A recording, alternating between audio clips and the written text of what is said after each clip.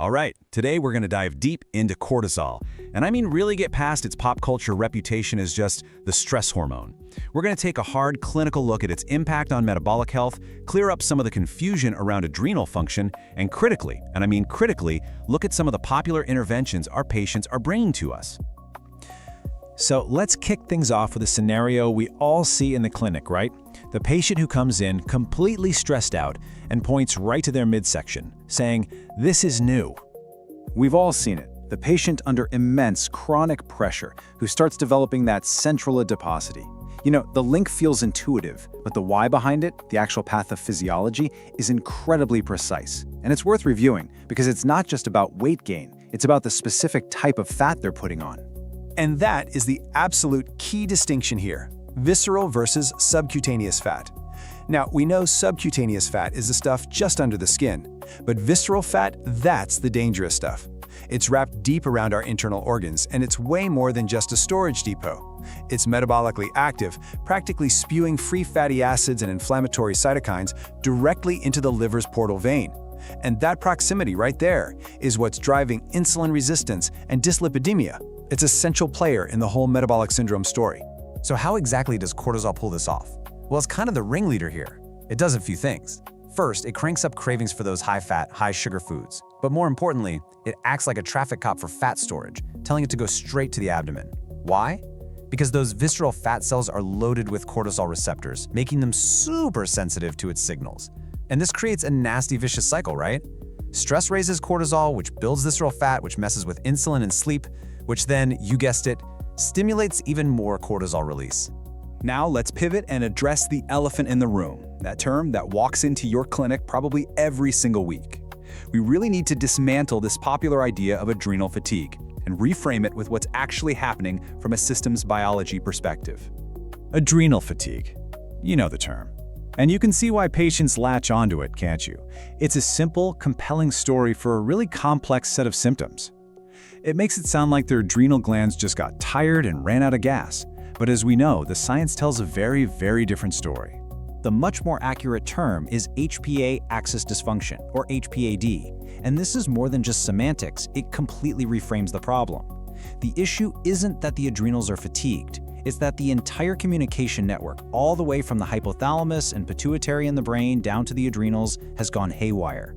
This is a signaling problem, a central nervous system problem, not an organ failure. So if we actually want to manage this effectively, we have to get to the root cause. We need to be detectives and figure out what's driving the dysfunction. And it usually falls into one of these four main buckets: perceived stress, a disrupted circadian rhythm, poor blood sugar control, or chronic, smoldering inflammation. Addressing these is where the real work is. And this, of course, brings us to something our patients are often already doing on their own, taking adaptogens. Specifically, the very popular herb ashwagandha. So let's put our clinical hats on and look at what the evidence actually says about its effect on cortisol. Okay, so a pretty comprehensive systematic review from 2023 pulled together data from 9 different studies. And honestly, the results are pretty consistent. When you give it to stressed out people for a short period, you see a significant drop in their serum cortisol. We're talking anywhere from 11% to over 32%.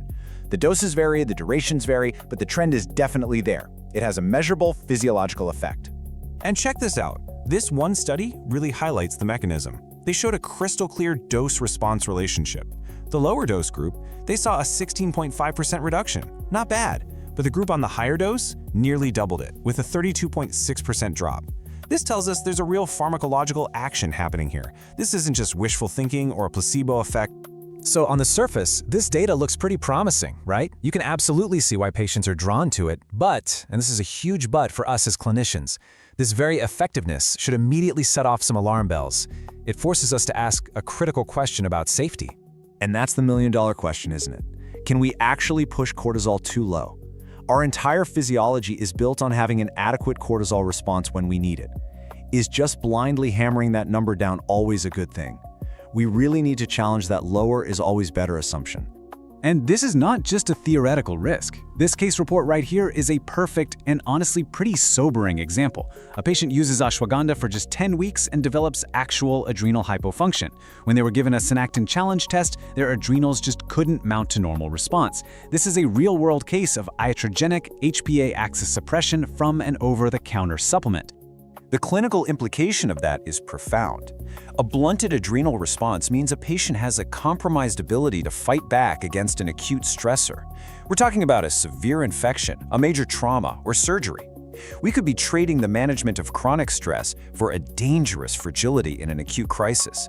That is not a good trade-off. So what do? We have evidence of a potential benefit, and we have a very clear warning sign of a potential harm. How do we put all this together into a smart, responsible clinical framework for our patients who are really struggling? Well, a balanced, thoughtful approach is everything. For me, it boils down to these 3 steps. 1. First things first, you have to play detective and address those foundational triggers: stress, sleep, blood sugar, inflammation. That's non-negotiable. 2. Any intervention that lowers cortisol, whether it's an herb or something else, has to be used with caution. We need to think about dose, duration, and the patient in front of us. And 3, if someone's been on it for a while or has concerning symptoms, we need to be ready to monitor true adrenal function, not just a single baseline cortisol level. And that really brings us to the heart of the matter. Our patients are proactive. They're coming to us with supplements in hand, looking for answers. Our job isn't just to be the gatekeeper for these things, it's to shift the entire conversation, to educate them away from just chasing a lower cortisol number on a lab test, and instead guide them toward the real prize, rebuilding the resilience and the adaptability of their entire HPA axis.